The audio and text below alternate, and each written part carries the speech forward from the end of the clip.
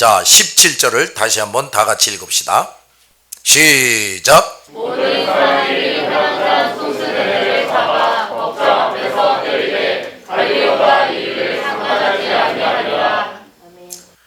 여기 모든 사람이란 것은 복음을 반대하는 일에 합세한 헬라인들과 유대교로 개종한 헬라인들입니다. 이들이 회당장 소수대네를 잡아서 때렸다 그랬어요. 소수대네는 그리스도인으로서 바울의 동역자가 된 사람이에요. 바울은 나중에 그를 나의 형제라고 부르고 그와 연명으로 고린도 교회에 편지를 보낸 일이 있습니다. 바울은 고린도후서에서 소수대네를 디모데와 같이 중요한 동역자로 취급하고 있습니다. 소수대네는 유대교 회당장이었어요. 그런데 바울의 동역자가 되었으므로 복음과 바울을 반대하는 사람들이 그를 잡아서 때리는 것입니다. 이것은 바울에 대한 분풀이이기도 하고 총독 갈리오가 자기들이 원하는 것을 해주지 않은 것에 따른 화풀이이기도 했습니다. 그러나 총독 갈리오는 그러한 사실을 알고 있으면서도 그런 일에 상관하지 않았어요. 그가 내린 판단에 조금도 동료가 없다는 것을 분명하게 드러냈습니다. 주님은 총독 갈리오라는 사람을 이토록 주님과 복음을 완벽하게 방어하도록 준비시켜 두신 겁니다. 자, 18절을 봅시다. 바울은 더 여러 날 머물다가 형제들과 작별을 하고 배 타고 수리아로 떠나갈새 브리스길라와 아굴라도 함께 하더라. 바울이 일찍이 소원이 있었으므로 겐그리아에서 머리를 깎았더라 그랬어요. 자, 그 뒷부분을 더 잘 번역하면 바울은 항해하기 전에 그가 이전에 맹세한 것이 있어서 겐그리아에서 머리를 깎았다 입니다. 바울은 더 여러 날 머물다가 떠났다 그랬습니다. 바울은 다른 곳에서는 폭동이 일어나면 곧바로 그곳을 떠났는데 이 고린도에서는 며칠 더 머물렀다고 말이에요. 그 일이 있은 후 고린도 교회에서 마무리해야 할 일이 있었기 때문입니다. 바울은 결코 일신상의 안위를 위하여 일하지 않았어요. 그는 성령의 지시와 인도를 따라 쉴 사이 없이 움직이며 전도했습니다. 그런 그가 고린도에서 며칠 더 머문 것은 또한 성령의 지시와 인도가 있었기에 그렇게 한 것입니다. 그는 전적으로 성령께 의존하여 떠나기도 하고 머물기도 했습니다. 그러기에 그는 인류 역사상 최고의 열매를 맺었고 최고의 영광을 차지했습니다. 우리 모든 후대의 그리스도인들에게 최고의 본을 보여준 것입니다. 바울은 형제들과 작별하고 배 타고 수리아로 떠나갈새 브리셀라와 아굴라도 함께 했다 그랬습니다.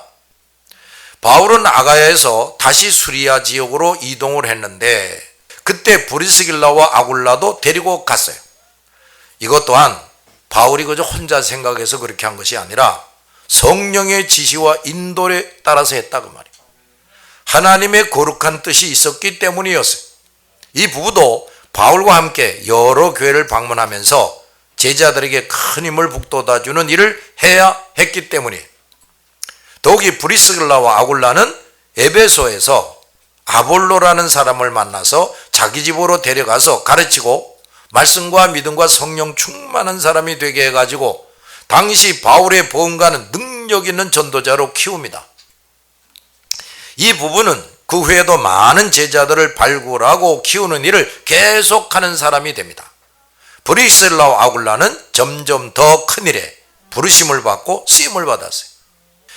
우리 그리스도인들은 주님께 받은 은혜를 통해서 먼저 자기 자신의 영성을 더 향상시켜야 됩니다. 더 많은 사람들을 구원하고 훌륭한 그리스도의 일꾼을 양성할 수 있는 능력 있는 일꾼이 되기를 힘써야 한다 그 말이에요.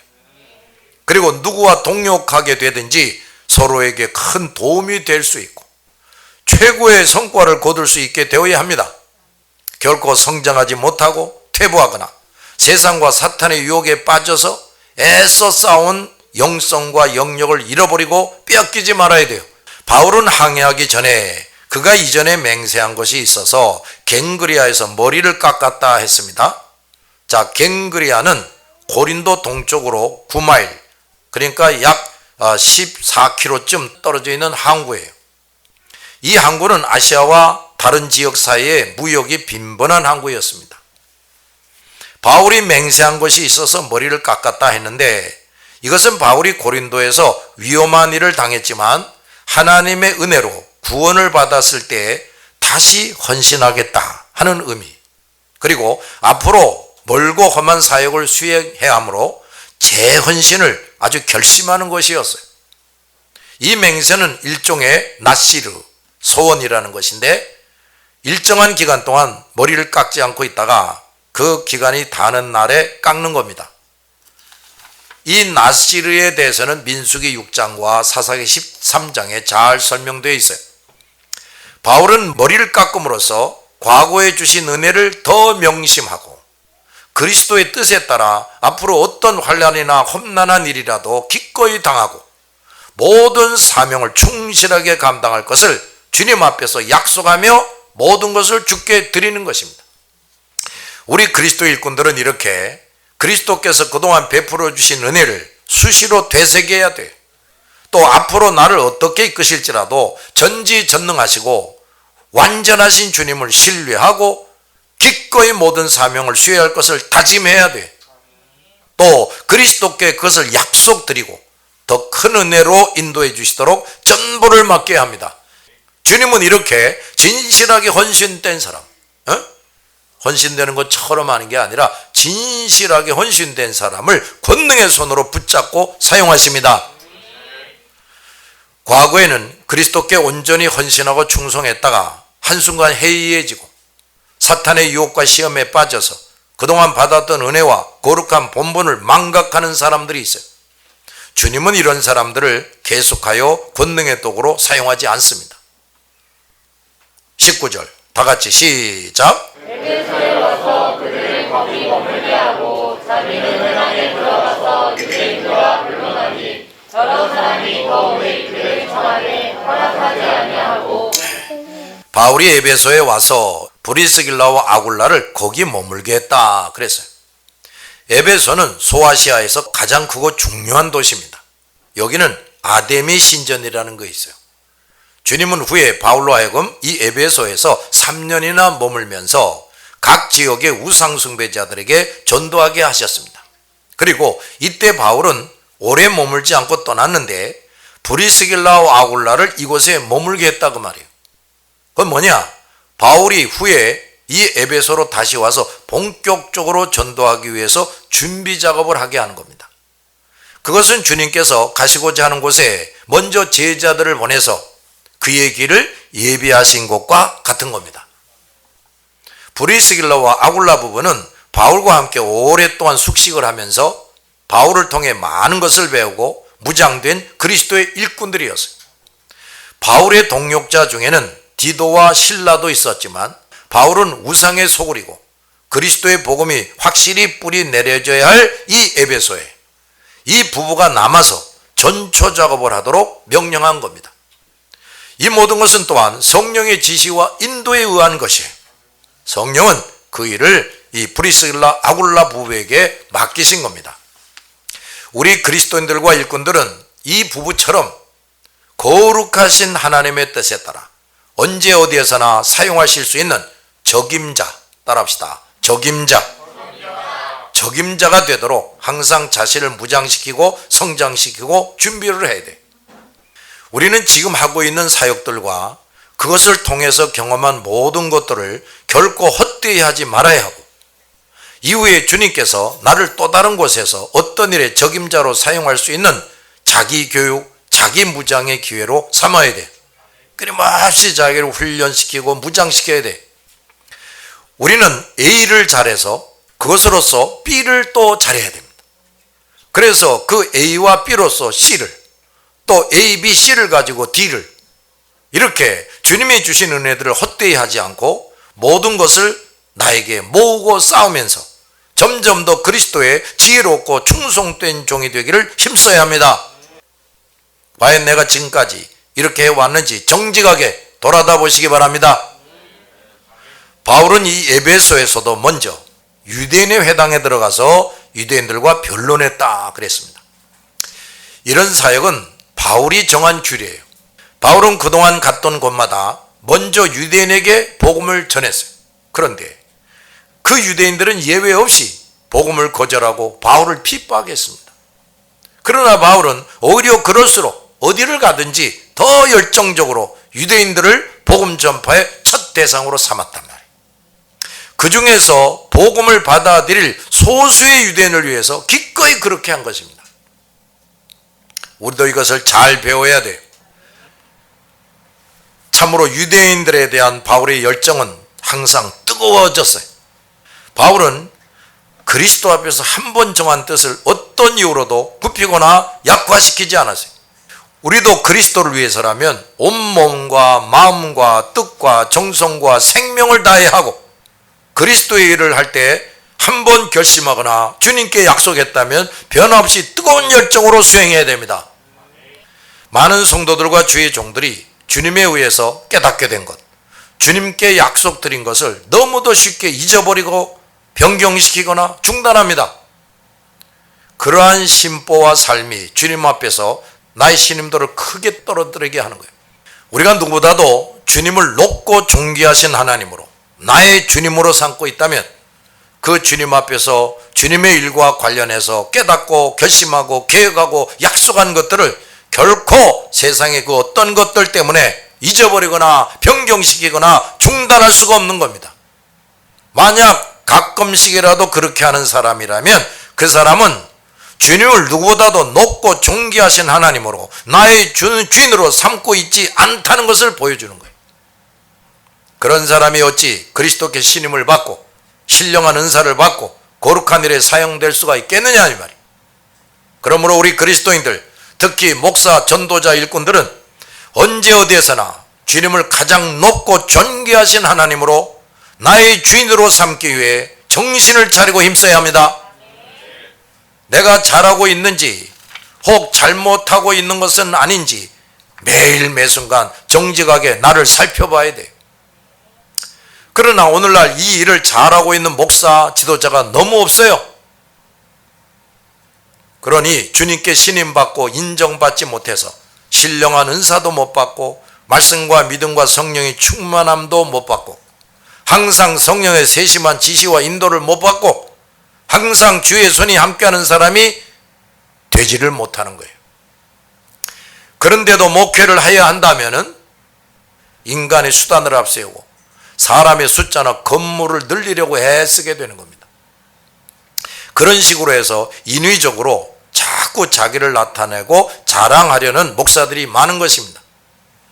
사람들에게 인정받고 대접받으려고 애쓰고 그리스도께 인정받고 상받으려고 애쓸 줄 모르는 이런 병든 목사, 지도자, 전도자, 선교사, 신학교 교수가 얼마나 많은지 몰라요. 이제라도 주님 앞에서 두려워 떨며 본연의 위치로 돌아가야 됩니다. 그렇지 않으면 그야말로 때가 되면 모든 것이 드러납니다. 그리고 모든 것을 다 잃어버리게 돼요. 사람들은 속여도 주님은 결코 속일 수 없습니다. 에베소의 유대인들은 다른 곳에서의 유대인들처럼 바울과 복음을 무조건 싫어하고 배척하지는 않았어요. 그들 중 여러 사람이 더 오래 있기를 청했다 그랬습니다. 놀랍게도 주님은 벌써 에베소의 유대인들 중 여러 사람이 그리스도를 영접하게 하시고 바울의 모든 가르침을 받아들일 준비가 되게 하셨습니다. 주님은 바울이 다른 여러 곳에서 복음을 전하는 동안에 에베소의 유대인들이 누군가에 의해서 복음을 듣고 그리스도를 영접하게 하신 것입니다. 그 전도자들이 누구며 언제 어떻게 이들에게 복음을 전했는지 성경에 기록되지 않았지만 주님은 주님의 사람들을 통해서 에베소에 있는 사람들에게 이미 복음을 전하게 하셨던 것입니다. 그들은 성경에 기록될 정도의 중요한 사람들은 아니었습니다. 결코 바울을 능가하는 전도자들은 아니었어요. 그러나 그들도 거룩한 뜻에 의해서 주님에게 부르심을 받았고 말씀과 믿음과 성령 충만해서 에베소의 유대인들에게 능력 있게 전도했단 말이에요. 우리는 이런 사실에 눈을 떠야 돼요.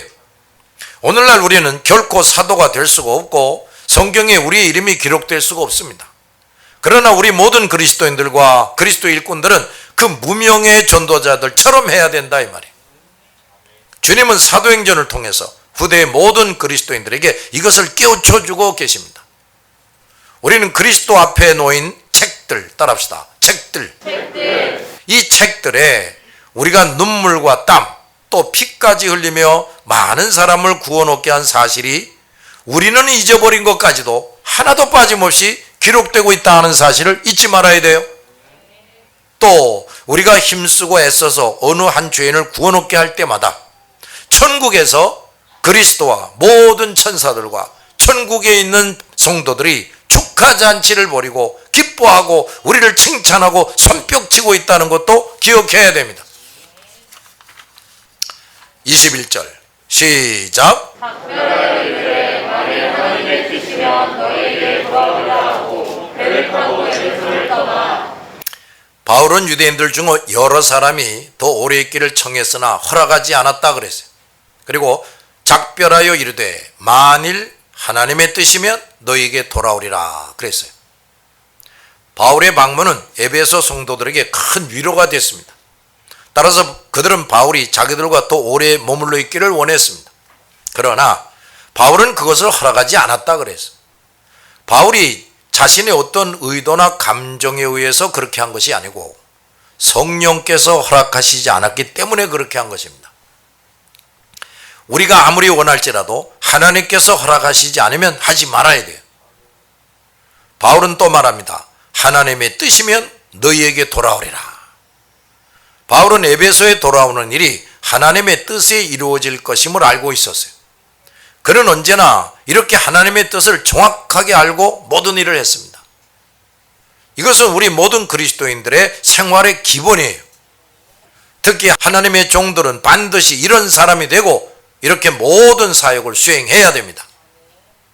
그런데 여기 사도행전에 우리말 성경에는 빠져 있는데 또 다른 사본이 있어요. 거기에 작별하여 말하되 라는 말 다음에 나는 어떻게 해서든지 예루살렘에서 절기를 지켜야 한다는 문구가 있어요. 그 절기란 각처에서 유대인들이 예루살렘에서 모이는 큰 절기인 유월절을 말합니다. 바울은 그 유월절에 각 나라에서부터 예루살렘에 모이는 유대인들과 유대교로 개종한 사람들에게 복음을 전해야 하는 특별한 사명이 있었기 때문에 에베소에 오래 머물 수 없었다 그 말이에요. 바울의 전도는 바로 이후에 해야 할 일, 또 그보다 좀 더 먼 미래에 해야 할 일, 또 그보다 훨씬 더 먼 미래에 해야 할 일을 성령의 지시와 인도를 따라서 정확하게 수행했어요. 전 세계에 복음이 전파되는 주님의 큰 계획이 있는데 주님만이 완벽하게 하십니다. 그런데 주님께서 전도의 선봉에 세워서 원근 각처 땅끝까지 가서 복음을 전할 사람들에게는 그 거룩하고 큰 계획을 그때그때마다 알게 하십니다. 그러면서 그 주님이 세운 스케줄에 따라서 정확하게 복음이 전파되게 하는 겁니다. 그것을 위해 그 사람에게는 말씀과 믿음과 성령의 충만함을 주시고 항상 주님의 손이 함께 하시는 사람이 되게 하시고 항상 성령의 세심한 지시와 인도를 받는 사람이 되게 해주시는 겁니다. 사도행전은 복음 전파에 관한 이런 거룩하고 신비로운 주님의 섭리를 모든 교회와 성도들에게 알게 해주고 계십니다. 그러므로 우리 모든 교회와 성도들, 특히 목사, 지도자, 전도자, 선교사들은 이 놀라우신 주님의 섭리 속에서 바울처럼 말씀과 믿음과 성령이 충만한 사람이 되고 항상 주님의 손이 함께 하시는 자가 되고 항상 성령의 세심한 지시와 인도를 받는 사람이 돼서 그 거룩한 사명들을 수행해야 합니다. 그렇게 하지 않으면 바울의 뒤를 따라다니면서 뭐 열심히 전도한다고 하지만 잘못된 복음을 전하고 바울을 통한 성령의 정확한 전도를 방해한 유대인들처럼 될 수가 있어요. 자기 나름대로는 복음과 진리를 전하고 교회를 세우고 주님을 섬긴다고 하는데 주님의 뜻과 섭리와 정반대로 오히려 사탄의 도구 노릇을 하게 된다 이 말이에요. 바울은 다시 에베소로 오겠다고 말합니다. 그런데 만일 하나님의 뜻이라면 하고 필수적인 어구를 삽입합니다. 우리의 순간순간의 모든 일은 하나님의 손안에서 결정됩니다. 계획은 인간이 하는 것 같지만 모든 일은 하나님께서 하십니다. 그러므로 하나님의 일꾼들은 하나님이 허락하신다면을 전제로 모든 것을 계획하고 결정해야 돼요. 만일 주님이 허락하신다면 우리의 계획과 결정과 약속이 그대로 되고, 또 만약에 그렇지 않다면, 허락하지 않는다면 안 된다는 것임을 언제나 명심해야 돼요. 따라서 우리가 계획하고 결정하고 약속한 대로 되었다면 그것은 내가 잘해서가 아니라 하나님께서 허락하시고 도우셔서 된 것이므로 하나님께 영광과 감사를 돌려야 하는 겁니다. 또 만약 그대로 되지 않았다면 그거 역시 우리를 향한 하나님의 선하심과 자비와 사랑의 결과임을 알고 또 감사를 드려야 돼요. 그래서 우리 그리스도인들은 다 같이 범사에 감사해야 한다. 이것을 참으로 믿는 사람이 진정 예수 그리스도를 믿고 그리스도를 머리로 그리스도의 지체가 된 사람이에요. 자, 22절, 가이사랴의 상류가에 올라가 교회 안부를 물은 후에 안디옥으로 내려가서 얼마 안 있다가 떠나 갈라디아와 부르기아 땅을 차례로 다니며 모든 제자를 굳건하게 하니라 그랬어요. 자, 더 잘 번역하면 시작. 가이사랴에 상륙하여 예루살렘으로 올라가서 인사한 뒤 안디옥으로 내려갔다. 얼마 있다가 떠나 갈라디아와 부르기아 땅을 차례로 다니며 모든 제자들에게 힘을 북돋아 주었다. 바울은 예루살렘으로 올라가 인사했다 그랬습니다. 바울은 예루살렘 교회에 가서 전에 했던 것처럼 그동안 그리스도께서 어떻게 역사하셨는지를 예루살렘 교회 성도들, 특히 사도들에게 설명하고 자신의 건재함도 직접 보여주며 감사의 표시를 했습니다. 예루살렘 교회는 모든 교회 모교회입니다. 주님이 친히 세우신 교회지요. 그곳에서부터 복음이 세계 각처로 전파돼서 수많은 교회가 세워졌습니다. 바울은 지금까지 2차 전도를 다 마치고 이제 예루살렘 교회에 와서 보고를 하는 거예요. 그동안 예루살렘 교회 성도들과 장로들과 사도들의 기도가 얼마나 놀라운 열매를 맺게 해주었는지를 알게 하고 예루살렘 교회 모든 성도들에게 큰 위로와 세임을 얻게 해 주었습니다. 바울이 이때 예루살렘 교회에 온 것은 앞에서 말한 것처럼 큰 절기에 6월절에 각 나라에서 온 사람들에게 복음을 정확하게 전파하고 그동안 그리스도의 놀라운 능력의 역사를 말해주기 위함이었어요. 또 하나의 중요한 목적은 이때 예루살렘 교회를 떠나면서 바울의 3차 전도가 시작되는 것입니다.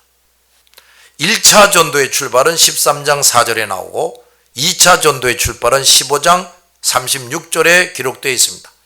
바울은 마지막 3차 전도의 출발을 이때 예루살렘 교회 방문과 함께 시작하는 겁니다. 예루살렘 교회 사역자들은 예루살렘에 머물러 있었고 바울을 비롯한 많은 전도자들은 끊임없이 많은 지역을 찾아다니며 복음을 전했습니다. 그러나 바울을 비롯한 전도자들은 모 교회인 예루살렘 교회와의 유대관계, 이것을 중요하게 여기고 수시로 상황을 그곳에 알렸고 모든 정보를 주고받으며 모든 복음 전파 사역과 전도자들을 위해 쉬지 않고 기도하고 물질로도 지원했다고 말합니다.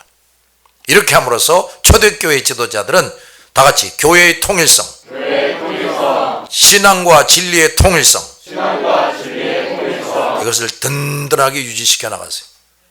오늘날의 모든 교회들이 이것을 속히 배워야 합니다. 오늘날 개신교회는 수많은 교단이 존재하고 있는데 모든 교단은 이단을 제어하고 복음의 절대성을 중심으로 하나가 되어야 돼. 그러기 위해서 각 교단은 그동안 세속화되고 인본주의, 물질주의로 오염되고 변질된 부분들을 뼈를 깎는 아픔을 감내하며 수술하고 회복시켜야 돼. 각 교단마다 그런 거룩한 운동이 일어나게 할 수 있는 말씀과 믿음과 성령이 충만한 사람들이 자꾸 일어나야 돼요. 이들을 통한 강력한 메시지로 교단마다 세속화된 목사들이 꼬꾸라지고 치료되고 또 정리되어야 됩니다. 이렇게 해서 모든 교단이 신앙과 진리의 통일성을 이루어서 교회의 통일을 이루어야 한다 이 말이에요. 이런 운동과 정화 과정 없이 뭐 회의나 하고 협상이나 해서 하나가 되려고 한다면 그건 다 헛되게 될 것입니다. 각 나라의 개신교단들이 성령에 의한 통회 자복과 치료, 정리가 있어지도록 진실한 목사들과 성도들이 부르짖어 기도해야 돼. 말씀과 믿음과 성령으로 충만한 능력의 사자들이 돼야 돼. 따라서 하나님의 도우심으로 그것이 이루어지면 그 나라의 교회는 신앙과 진리의 통일을 이룰 수가 있고 그 나라의 교회가 땅끝까지 복음을 전하게 하실 겁니다.